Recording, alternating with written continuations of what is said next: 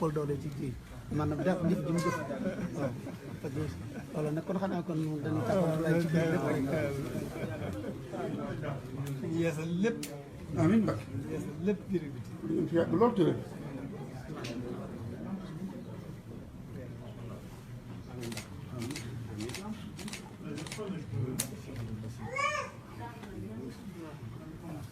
amiin Mbacke yàlla na ngeen fi yàgg lool te wér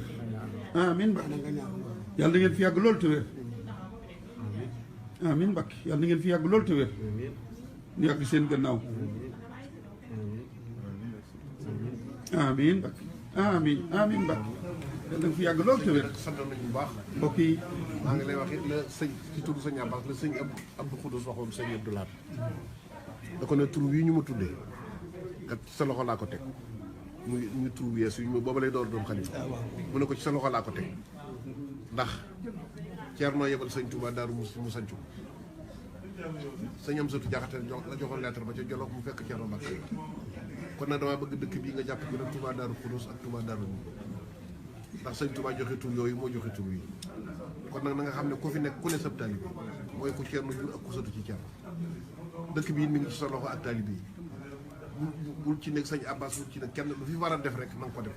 lu ci war a wax it na nga ko wax sa digg rek la ñuy dégg.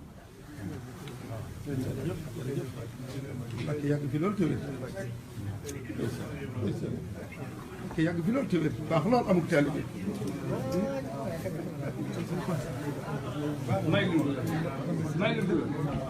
mbokk yi kon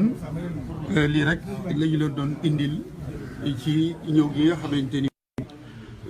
Cheikh Mountakha moom Cheikh Mamadou Bachir di xalif général des Mourides